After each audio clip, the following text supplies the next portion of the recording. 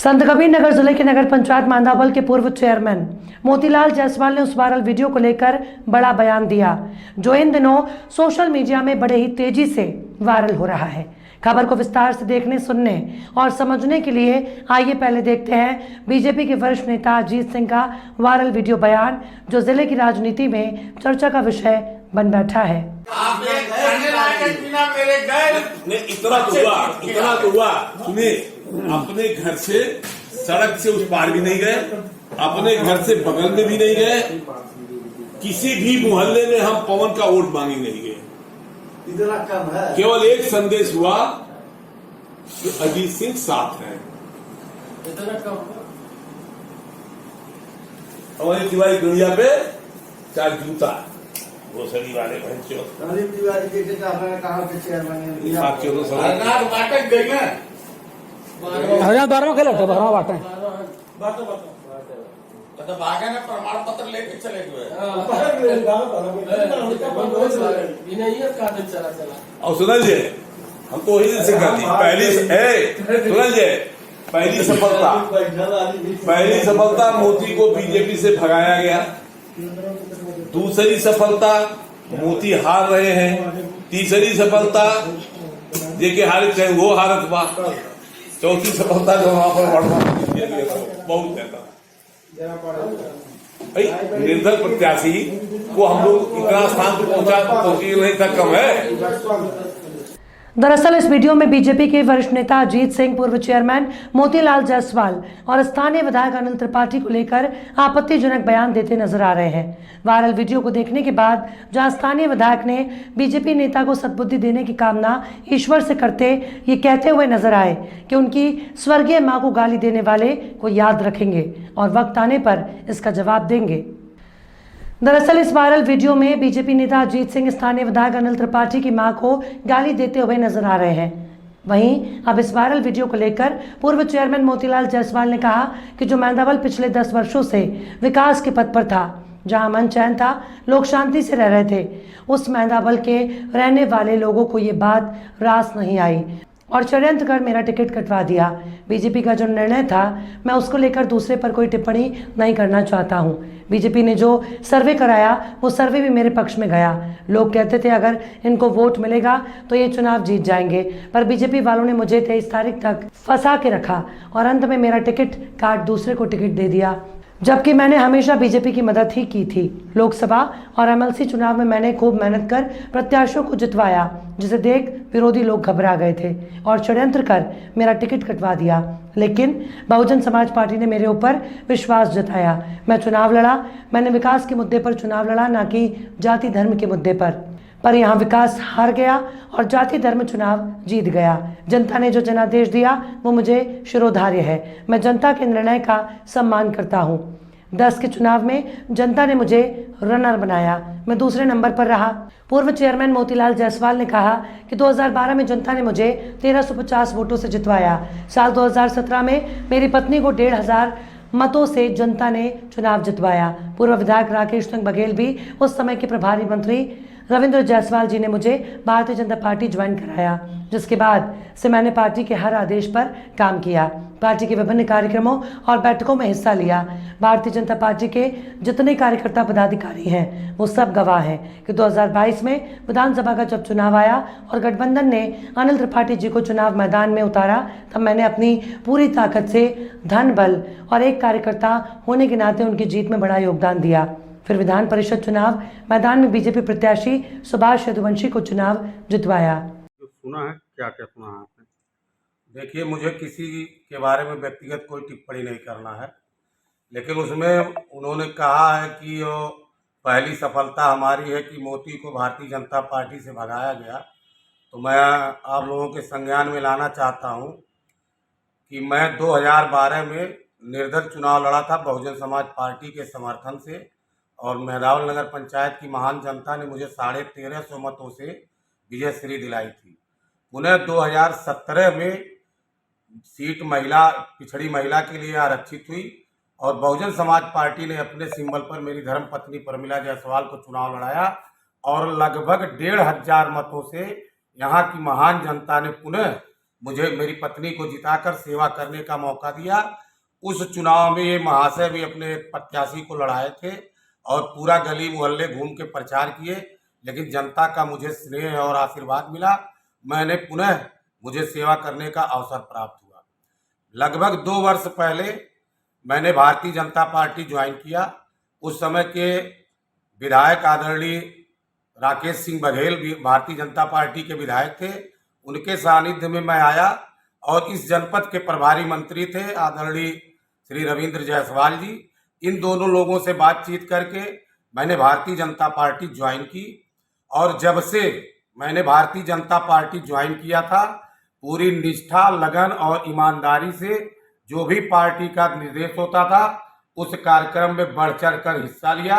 उसके साक्षी यहाँ के जनता और जिले के भारतीय जनता पार्टी के समस्त कार्यकर्ता और पदाधिकारी गवाह हैं। उसी समय 2022 का विधानसभा चुनाव आया। चुनाव में भारतीय जनता पार्टी ने गठबंधन से श्री अनिल त्रिपाठी जी को प्रत्याशी बनाया। मैंने अपनी तरफ से पूरा धन बल ताकत पार्टी का एक निष्ठावान कार्यकर्ता होने के नाते उनका पूरा समर्थन किया और उनको जिताने में कहीं न कहीं हमारा या हमारे समाज या इस नगर पंचायत का अहम रोल रहा। उसके बाद विधान परिषद का चुनाव आया। आदरणीय सुभाष यदुवंश जी भी चुनाव लड़ने आए। उस चुनाव में भी चूँकि उसमें हम लोग मतदाता होते हैं, सम्मानित प्रधान, बीडीसी, सभासद, चेयरमैन मतदाता होते हैं, उसमें भी हमने बढ़ चढ़कर पार्टी का एक निष्ठावान कार्यकर्ता होने के नाते बढ़ चढ़कर हिस्सा लिया और उनको विजयश्री दिलाने में अहम भूमिका निभाया। लेकिन जब मुझे चुनाव लड़ने का समय आया तो भारतीय जनता पार्टी के इन्हीं के जैसे लोग, जिनको मेहदावल की विकास रास नहीं आ रही थी, जो मेहदावल के विकास को हजम नहीं कर पा, 10 वर्ष से जो अमन चैन मेहदावल में था, लोग शांति से रह रहे थे, विकास के पथ पर मेहदावल नगर पंचायत था, इन लोगों को रास नहीं आया। षड्यंत्र के तहत मुझे 23 तारीख शाम को मेरा टिकट भारतीय जनता पार्टी ने दूसरे को दिया और मुझे भगाया नहीं गया। मेरा टिकट कटा। मैंने बहुजन समाज पार्टी से वार्ता किया। बहुजन समाज पार्टी ने पुनः मेरे ऊपर विश्वास दिलाया। मैंने 24 तारीख को अपनी पत्नी का नामांकन करा करके चुनाव लड़ा। देखिए, टिकट देना उस पार्टी का निर्णय था, उसमें मैं किसी के ऊपर टिप्पणी नहीं करना चाहता। मैंने अपनी सभाओं में भी ये कहा कि मेरे साथ षड्यंत्र किया गया, मैं षड्यंत्र का शिकार हुआ। जबकि जहां तक मेरे संज्ञान में है, पार्टी ने जो भी सर्वे कराया था, जो भी रिपोर्ट गया था, वो मेरे पक्ष में गया था। लोग ये कहते थे इनको टिकट मिलेगा, ये चुनाव जीत जाएंगे। अब ये उनका निर्णय था कि लास्ट समय तक फंसा के रखना और 23 तारीख शाम को टिकट घोषणा करना, हमको मना करना, ये षड्यंत्र का शिकार तक, क्योंकि ये प्रत्यक्ष प्रमाण है। मैं उनके बारे में टिप्पणी इसलिए नहीं करना चाहता क्योंकि वो उम्र में हमसे बहुत बड़े हैं और एक शिक्षण संस्थान चलाते हैं, समाज के प्रतिष्ठित व्यक्ति में गिना जाता है और चूंकि राष्ट्रीय स्वयंसेवक संघ से जुड़े हुए हैं, इसलिए मैं व्यक्तिगत टिप्पणी उनके ऊपर कुछ नहीं करना चाहता।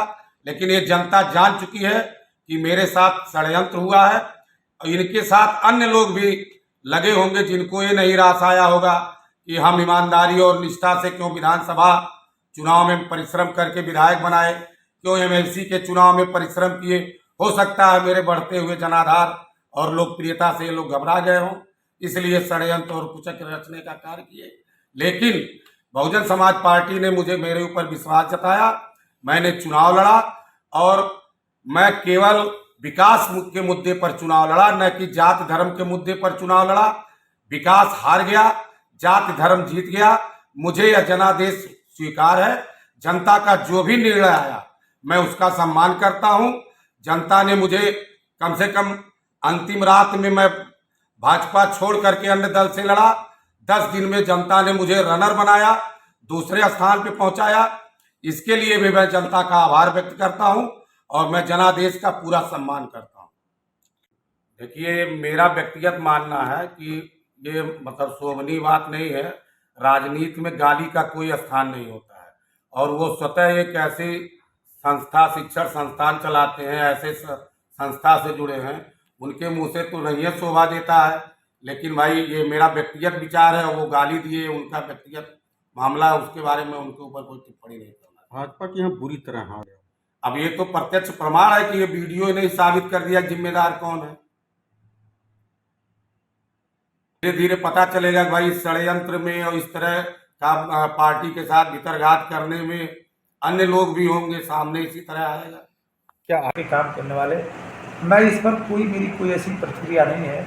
मैं तो सिर्फ भगवान से प्रार्थना करूंगा कि इन्हें ईश्वर सद्बुद्धि दे, क्योंकि आपको बता दें कि अगर मैं इस पर कोई प्रतिक्रिया दूंगा, मैं तो निश्चित रूप से जो सोशल मीडिया में और अखबारों में चर्चा का विषय बना 2019 की घटना को लोगों ने उल्लेख किया, जूता कांड की बात की, उस तरह के कांड की लोग प्रत्याशा कर रहे थे, उम्मीद कर रहे कि दोबारा ऐसे कांड होंगे, लेकिन मैं उस प्रकार का व्यक्ति नहीं हूँ। मैं सहन करने वाला व्यक्ति हूँ, और अगर लोग पत्थर भी फेंकेंगे, जैसे कहा है ना कि वृक्ष कबो नहीं फल बखे, नदी ने संचय नीर, और परमारथ के कारणे साधु धरा शरीर।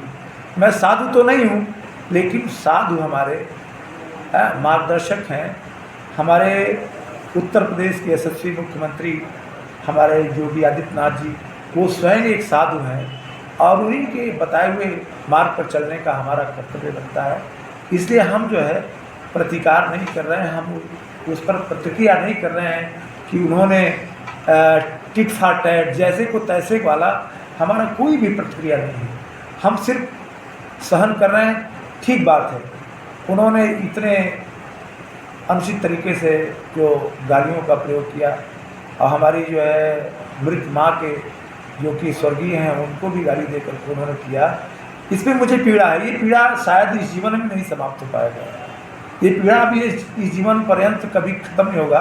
ये पीड़ा मेरे मृत्यु के बाद ही शायद ख़त्म होगी, लेकिन इस पीड़ा के बदले मैं कोई और अनुचित कार्य नहीं कर सकता, क्योंकि हमने बचपन से उन्हीं महान विभूतियों को पढ़ा है, उनके मार्ग पर चलने का काम किया है। हाँ, जीवन में बहुत बार ऐसा हुआ है कि लोग, शासन सत्ता में बैठे हुए लोग हमारे साथ हमारा उत्पीड़न करने के लिए फर्जी मुकदमे कराते रहे, हमारे साथ अन्याय करते रहे, लेकिन हमने सहनशीलता बरती, हमने कभी भी प्रतिक्रिया नहीं किया।